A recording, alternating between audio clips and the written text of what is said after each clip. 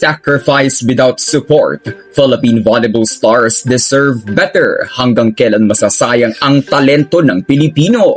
Good day, Katrending. This is Ron Michael, the voice artist of this channel. Ngunit bago natin yung pag-usapan, huwag mong kalimutan mag-subscribe and click the notification bell para updated ka sa latest Pilipinas volleyball trends. Sa bawat laban ng national team, dala ng mga manlalaro ang bigat ng bandila at ang pag-asa ng milyong-milyong Pilipino. Ngunit sa kabila ng kanilang sakripisyo, malinaw na kulang ang suporta at respeto na ibinibigay sa kanila.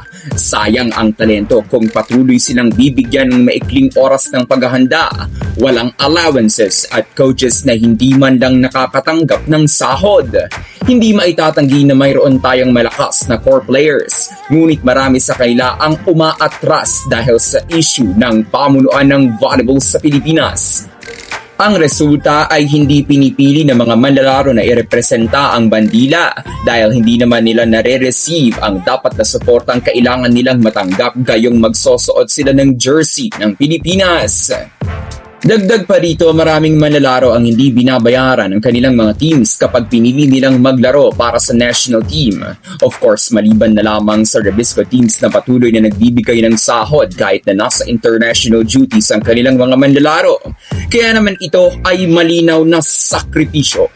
Pinipili ng mga atleta ang bandila kaysa sa sariling kapakanan. Hindi rin dapat kalimutan ng mga student athletes na bukod sa training at kompetisyon ay kailangang magpatuloy sa kanilang pag-aaral. Ang kanilang oras, lakas at kinabukasan ay nakataya, ngunit patuloy pa rin silang lumalaban para sa bansa. Sa gitna ng lahat ng ito, hindi dapat ibunton ang sisi kay Phenom Alyssa Valdez kung siya man ay patuloy na magre-representa ng bansa.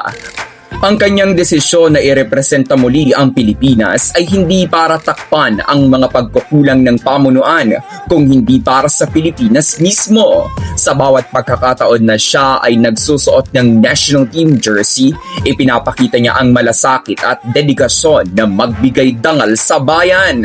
At hindi rin dapat nating kalimutan ang international talent ni Jaja Santiago na piniling ipagpatuloy ang kanyang karera sa Japan. Ang kanyang desisyon ay patunay ng antas ng kanyang kakayahan.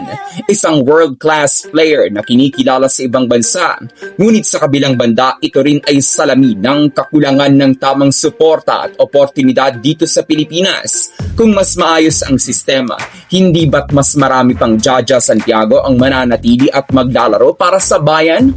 Kung nais nating magpatuloy sa podium finishes sa international stage at makilala bilang isang rising volleyball nation sa Asia, kailangan nating baguhin ang kultura ng pamumuno at pagbibigay halaga sa ating mga atleta. Hindi sapat ang tapang at puso lamang. Kailangan din ng tamang sistema, respeto at suporta.